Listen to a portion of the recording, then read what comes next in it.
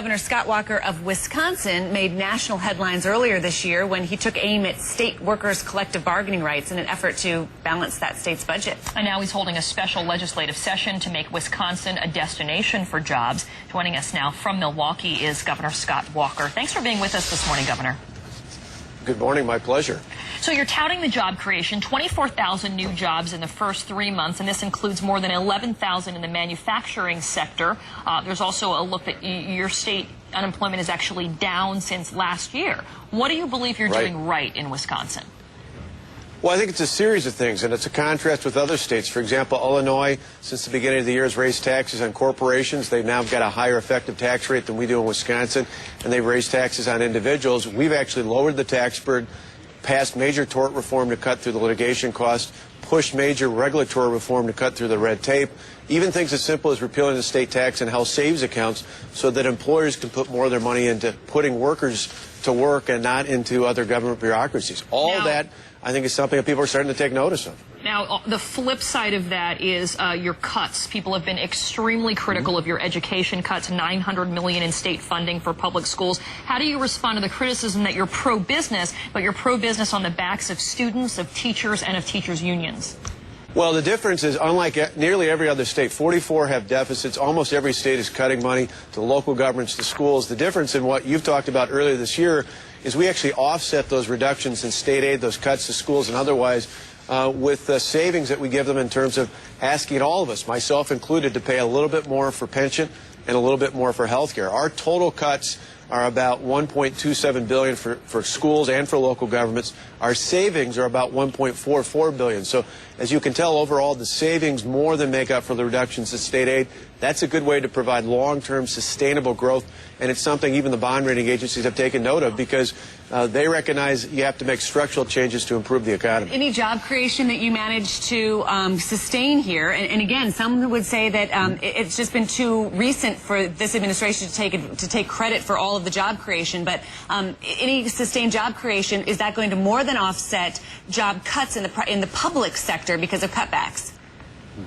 Well, again, in our case, the difference is, unlike other states where they're talking about massive layoffs, we really essentially are protecting middle-class jobs at the same time of protecting middle-class property taxpayers because we give the reductions in benefits. But, you know, middle-class teachers would disagree with you, I think. Middle-class teachers in Wisconsin would disagree with you and say that they're not being protected by the Scott Walker budget or the Scott Walker administration. I mean, even this weekend, there were more protests over the weekend with protesters saying the fight is not over. And recent polling shows, quite frankly, that Wisconsinites are divided on your plans for state workers.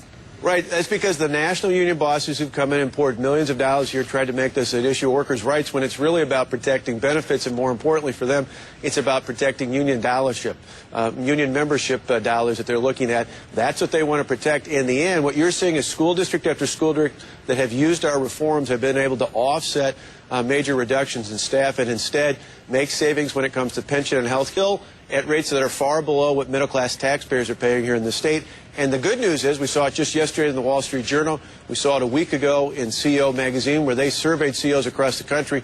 Wisconsin went from being ranked 41st in terms of the places to do business a year ago to moving up 17 places to number 24. That's a sign that job creators are taking note and more jobs are in the future here. So do you think other states, I mean, so tax cuts is a way for governors to create jobs? I mean, that's an ideological stand, no question, but do you think tax cuts are going to work to actually create jobs, especially when you're seeing the public sector potentially shedding jobs? I mean, how do you make sure that one creates more than the other loses?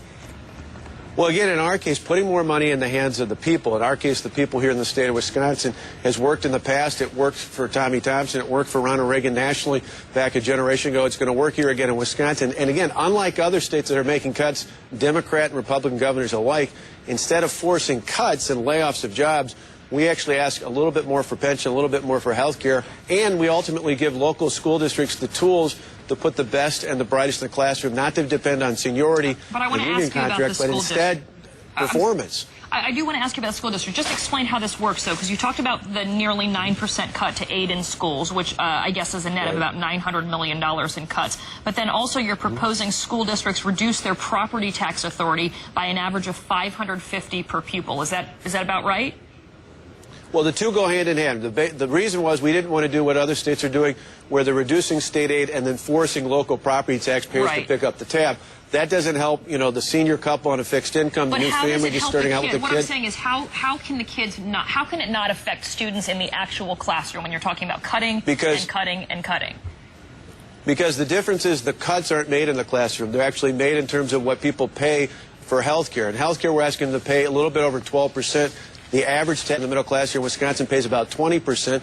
And when it comes to pension, we're asking them to pay half of the pension contribution, which, again, is more than generous compared to what everybody else in the private sector is paying.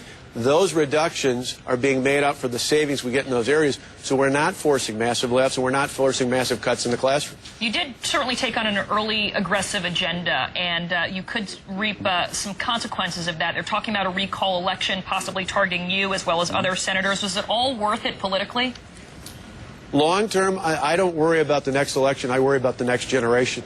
And we've seen for too many years Republican and Democrat politicians alike have pushed off tough decisions. Well, the bills are due right now. We're going to pay them just like families are doing all across the state of Wisconsin. When we do, our children are going to be that much better off because they're not going to be faced with even more dire consequences than what we're facing today. That's really the long-term decision here. You got your hands full in your job, obviously, but would you ever consider a Senate run for Wisconsin? No. I mean, for me, I love being governor. I love helping to turn the state around. I have a goal of helping the people of the state create at least 250,000 jobs, and we're going to get there over the next 4 years. Well, we wish you luck. Obviously, many states want to turn things around, your state being one of them. Thanks so much for joining us this morning, Governor Scott Walker. Appreciate it. My pleasure.